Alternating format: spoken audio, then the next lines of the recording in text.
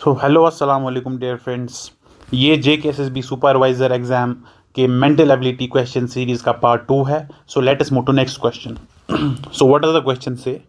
If A and B together can complete a work in 15 days and B alone in 20 days, in how many days can A alone complete the work? So यहाँ पर हम क्या करेंगे? So A plus B जो ये काम करते हैं इनको लगते हैं 15 डेज और B अलोन उसको लगते हैं 20 डेज। और यहाँ पर हमें ये क्वेश्चंस कैसे सॉल्व करने होते हैं? यहाँ पर हम जो है इन दोनों का एलसीएम लेते हैं और उसको हम एज्यूम करते हैं लेट अस से कि उतना वर्क करना है। इन दोनों का एलसीएम इसलिए लेते हैं ताकि फिर जब हम जो क्वेश्चन सॉल्व करेंगे तो उनके डिविजन्स में ईजी हो जाए। सी 15 और 20 का एलसीएम क्या है? 60। हम लेट करेंगे 60 units of work is to be done. हमें टोटल कितना वर्क करना है? 60 यूनिट्स ऑफ वर्क। सो अब हम देखेंगे पर डे ये जो है कितना काम करेंगे, पर डे कितना काम करेंगे ये। तो A प्लस बी जो है अगर ये 60 यूनिट्स ऑफ वर्क को 15 दिन लगा रहे हैं तो एक दिन में ये कितना काम करेंगे? 60/15 वो होता है 4 यूनिट्स ऑफ वर्क, एक दिन में ये करेंगे। और B अलोन कितना काम करेगा एक दिन में? 60/20 that is 3 units of work. So A plus B both जो है 4 units of work per day कर पाएंगे और B अलोन कर पाएगा 3 units of work per day. और टोटल यूनिट कितने करना है हमें? 60 यूनिट्स ऑफ वर्क। नाउ अब हमें A अलोन निकालना है ना, A अलोन। तो A अलोन कैसे निकलेगा? See A plus B minus B, मतलब इस वाले को और इस वाले को आपस में सब ट्रैक करना है। तो A plus B minus B वो आएगा A। तो A प्लस बी जो पार्ट है A प्लस बी वो कितना है? 4 माइनस, और B जो है वो है 3 यूनिट्स पर डे। ठीक है, तो वो आएगा कितना? 1 यूनिट पर डे। और A plus B minus B कितना आएगा? A is equal to 1 unit per day. तो A अगर 1 unit of work per day करेगा तो 60 यूनिट्स ऑफ वर्क करने में कितने दिन लगेंगे इसको?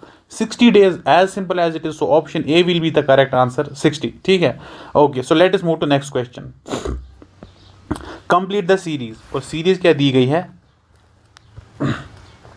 18, 28, 40, 54 एंड 70। तो यहाँ पर हम देखेंगे ये जो है सीरीज क्या जो है पैटर्न फॉलो कर रही है। अगर हम देखेंगे यहाँ से यहाँ तक जो है कितना ऐड किया जा रहा है? 10। और यहाँ से यहाँ कितना ऐड किया जा रहा है? 12। और यहाँ से यहाँ कितना ऐड किया जा रहा है? 14। और यहाँ से यहाँ कितना ऐड किया जा रहा है? 16 ऑब्वियसली। तो जो नेक्स्ट मिसिंग नंबर है वो क्या आएगा? और यहाँ से यहाँ कितना ऐड करना है हमें फिर? 18। तो 70 plus 80 is equal to 88। Simple question है, 88 will be the correct answer. So next question, complete the series. तो सीरीज में क्या दिया गया है? Rap, map, hot, fun and question mark. See इस क्वेश्चन में अगर हम कोई एक पर्टिकुलर पैटर्न ऑफ अल्फ़ाबेट्स देखें ना तो वो हमें नहीं निकलेगा इतनी आसानी से। ऐसी like rap, map, hot, fun, इसमें कोई पैटर्न नहीं दिख रहा है। लेकिन अब एक चीज़ हमें यहाँ से दिख रही है जो मुझे लग रहा है।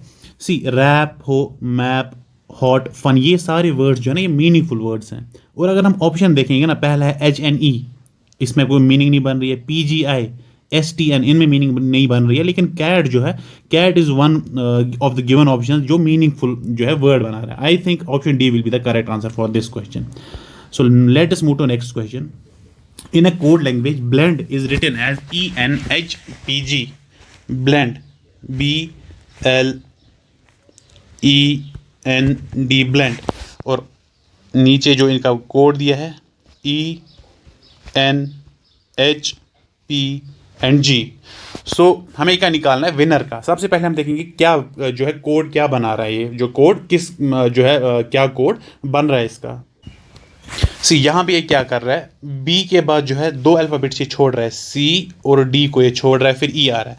L के बाद जो है M, एक ही अल्फ़ाबेट ये यहाँ पे छोड़ रहा है। E के बाद फिर 2 छोड़ना चाहिए, हाँ, F और G। N के बाद एक ही छोड़ना चाहिए, दैट इज ऑब्वियसली। और फिर यहाँ पे 2 जो है E और F। ठीक है, तो ये पैटर्न बन रहा है। पहले अल्फ़ाबेट में ये 2 सक्सीडिंग अल्फ़ाबेट्स स्किप कर रहा है, फिर ये 1, फिर 2, फिर 1, फिर 2। सो अब अगर हमें विनर का बनाना है, विनर सी ऑप्शन एलिमिनेशन से ये क्वेश्चन कितनी इजीली सॉल्व होगा।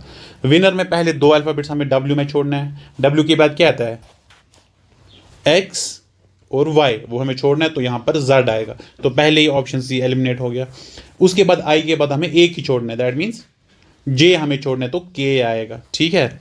तो अभी भी तीनों ऑप्शंस में ये। अच्छा, अब एन के बाद दो छोड़ना है, ओ और पी छोड़ना है तो क्यू आएगा तो ये वाला ऑप्शन भी एलिमिनेट होता है। अब इन दो में से आंसर है। अच्छा, तो यहाँ पर क्या आया था, यहाँ पर क्यू आया था। अच्छा, दूसरे एन के बाद हमें एक ही छोड़ना है, ठीक है। तो यहाँ पर एक ही छोड़ना है, ओ छोड़ेंगे तो पी आएगा, ठीक है। फिर दो छोड़ने हैं, एफ और जी छोड़ना है तो एच आएगा। फिर एक ही छोड़ना है, ठीक है। आर के बाद एस छोड़ना है तो टी आएगा। तो option A will be the correct answer, ठीक है। Okay, so let us move to next question. Purushottam walks 5 kilometre towards east and reaches Mumtaz house, ठीक है। तो पहले ये जो है पुरुषोत्तम जो है ये 5 किलोमीटर ईस्ट की तरफ चलता है, सी। अगर यहाँ से ये पुरुषोत्तम यहाँ से शुरू करता है तो 5 किलोमीटर्स टुवर्ड्स ईस्ट, ठीक है, यहाँ एंड रीचेस ममताज हाउस, तो यहाँ पे ममता के हाउस में पहुँचता है। From there he walks north 10 kilometre, यहाँ से नॉर्थ की तरफ 10 किलोमीटर जाता है, दैट्स ऊपर की तरफ, यहाँ की तरफ ये 10 किलोमीटर जाता है, ठीक है। टू रीच हिज जिम, यहाँ पे इसका जिम है, ठीक है। His gym is in which direction from his home, इसका जो जिम है वो होम से किस डायरेक्शन में है, सी। ये इसका होम था और इस डायरेक्शन में इसका जिम है। ये कौन सी डायरेक्शन है, यहाँ से क्या होता है ईस्ट, यहाँ से होता है नॉर्थ, तो नॉर्थ ईस्ट डायरेक्शन में इसका होम है, which will be the option C, which is the correct option, ठीक है। Okay, let us move to next question. So ये वाला क्वेश्चन जो है, ये क्वेश्चन क्या पूछा गया था, ये अच्छा क्वेश्चन पूछा गया है। The number of students in 3 classes is in the ratio of 2:3:4 if 12 students are increased in each class in this ratio changes to 8:11:14 the total number of students in 3 classes in the beginning was. So ये क्या कहता है, अगर पहले 3 classes में जो बच्चे थे उनका रेशियो 2:3:4 था, फिर हर एक क्लास में हमने 12 ऐड किए तो रेशियो बन गया 8:11:14। सो पहले जो है क्लास में कितने बच्चे थे टोटल।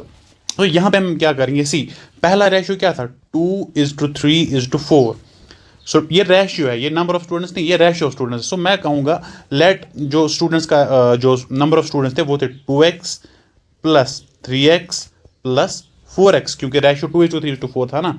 सो x हमने कॉमन फैक्टर लिया, 2x plus 3x plus 4x। सो पहली क्लास में कितने टोटल बचे थे फिर 9x। नाउ अब हम क्या कर रहे हैं, हम कर रहे हैं ऐड, हम ऐड कर रहे हैं कितनी 12। सो अगर पहली क्लास में जो है हम 12 ऐड करें तो वो क्या बनेगा 2x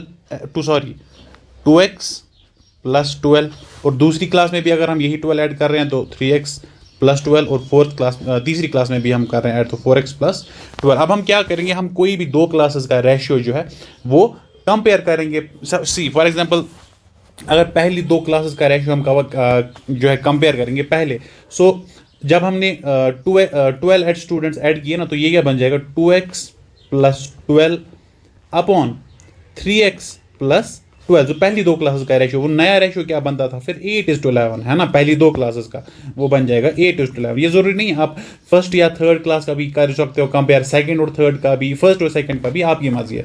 सो हमने क्या किया, जब 12 स्टूडेंट्स ऐड किए तो वो बन गए 2x प्लस 12, और दूसरी क्लास में बन गए 3x प्लस 12, और उनके जो नया रेशियो वो गिवन था 8:11। अब हम इस इक्वेशन को सॉल्व करेंगे तो वहां से हमें आंसर x का ईजीली निकलेगा। सो x का जब हम इस इक्वेशन को सॉल्व करते हैं तो x का वैल्यू क्या निकलेगा, x का